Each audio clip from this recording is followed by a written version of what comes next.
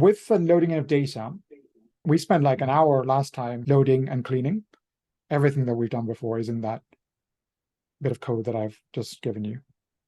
Okay. So the first bit is loading in your Excel sheet. The next two are actually the stuff that you did manually in Excel. I'm not going to worry about the code because if you need to, you can always do it manually. And then this bit is when we went through all those different dimensions of data quality. All right. Then you should always have a look at your data. Yeah. So df.head.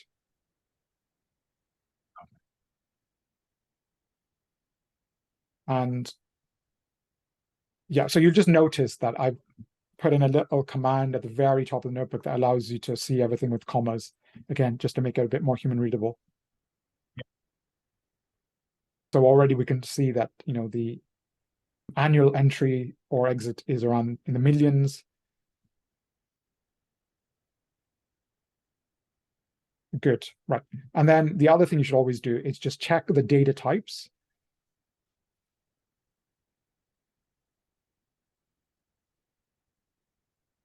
Okay, so, everything is non-null, and the numerical columns have been given a numerical data type. Now, I will just say I've done something a bit weird, which is, do you know the difference between an integer and a float? Into a whole number. Yeah, exactly.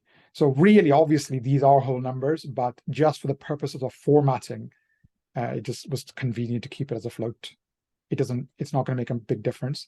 Where it does make a difference is if you're dealing with really, really large data sets, the amount of memory it takes to store a float is much, much more than an integer. In that case, you want to really set your integers as integers and don't keep them as floats. So, but we're talking when we're talking big data, we're talking about millions and millions of rows. Right. Now, because we're doing a linear regression, the first thing just to do is have a look at all the possible correlations within this data set. So a very simple way of doing that is to use the Seaborn heat map alongside the pandas correlation function. In your version, you have to get rid of numeric only. That little command of numeric only equals true. Okay, I haven't defined a color map, so let's define that first. Just put that in before that line. The color map equals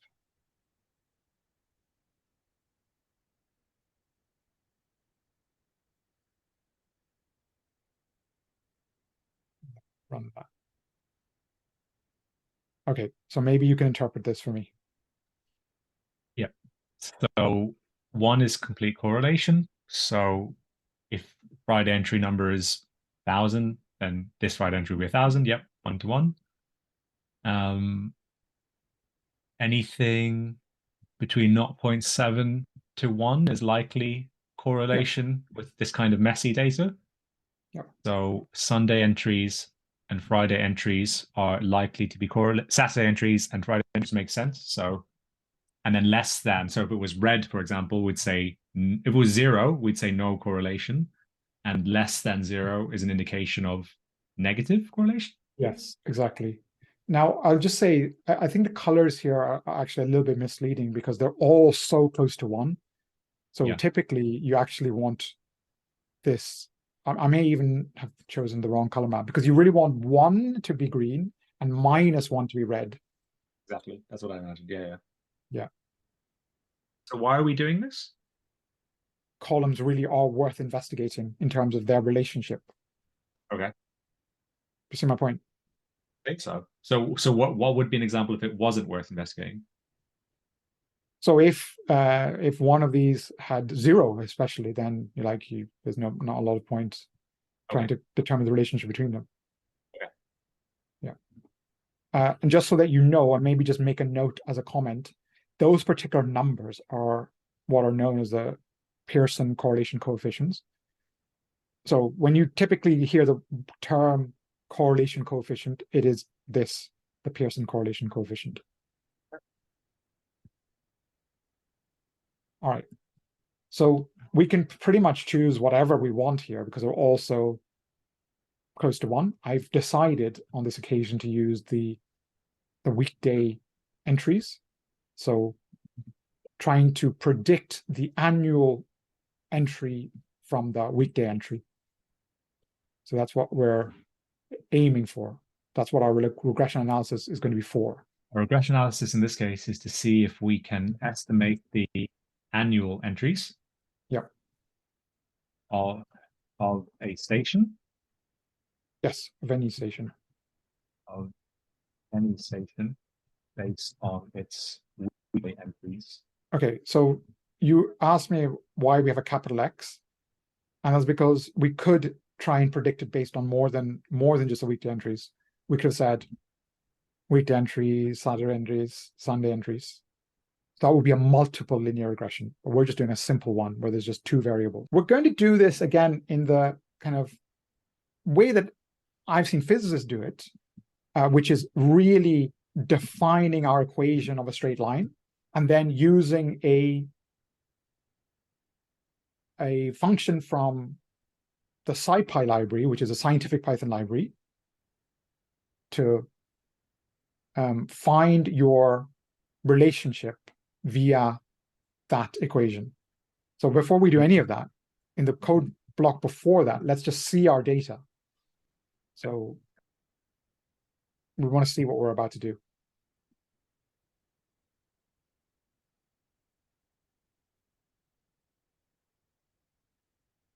Okay, so we are going to try and find the line that best describes that relationship. Yep. Now, that looks close enough to a straight line to me that I'm literally going to use the equation of a straight line there.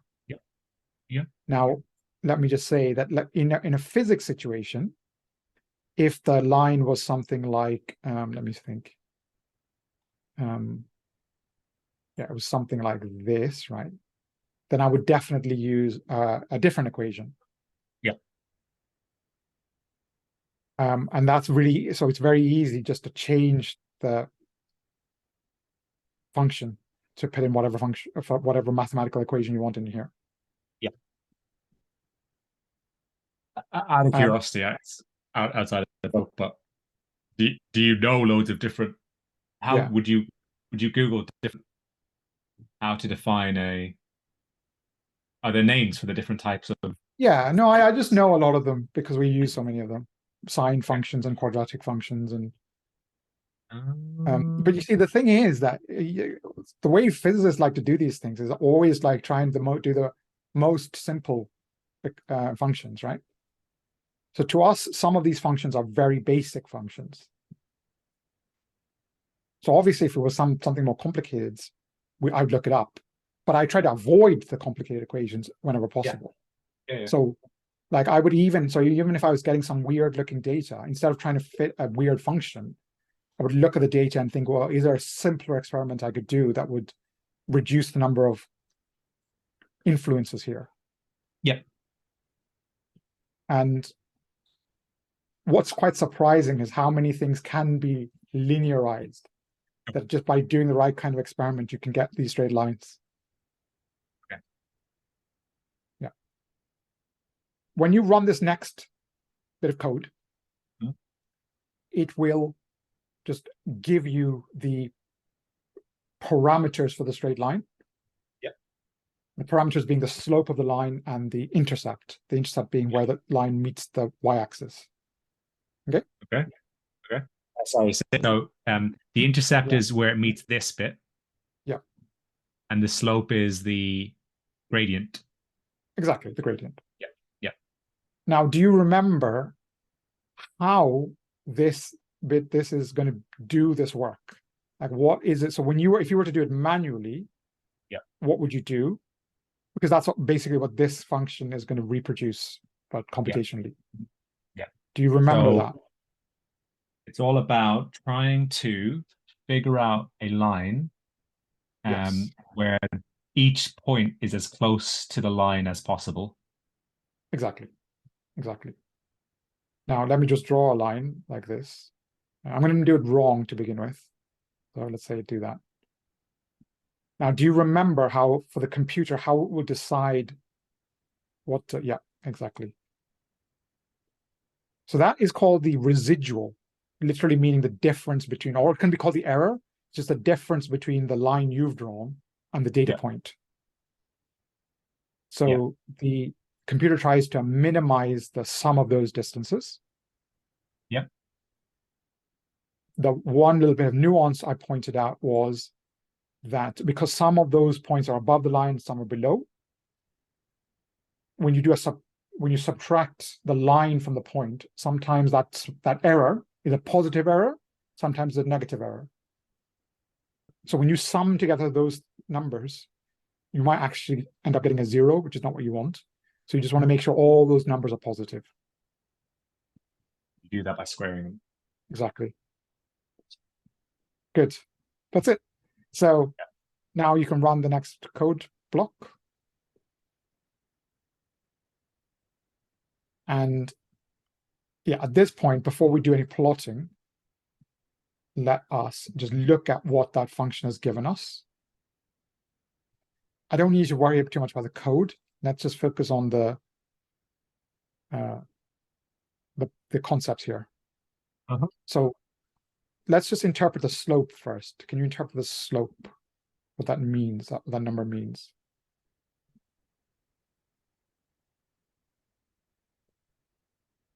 I thought the slope was the gradient.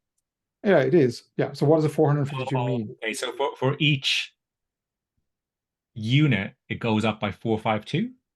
Yes, absolutely. So for every extra person that enters on a weekday, you have an extra 452 people annually.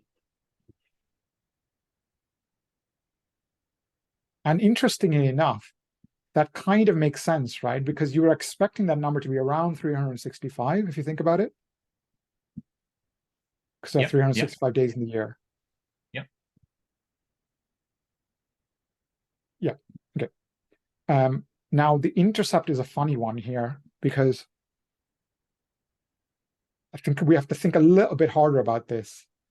That's telling us that if you have nobody on on a weekday, then you have negative 188,000 people annually, which is nonsense, right?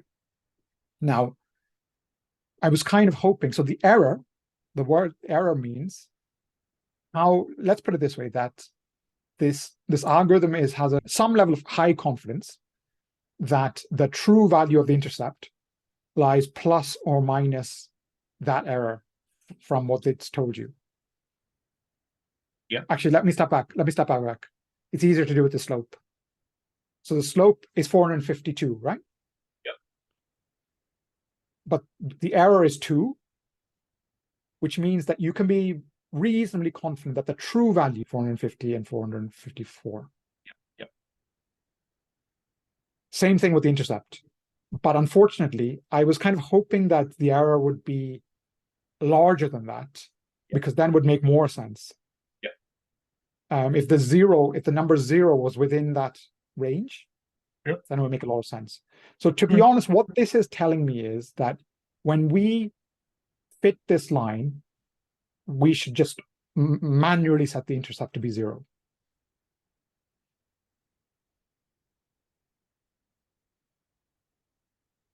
Because again, this is a piece of knowledge we already have.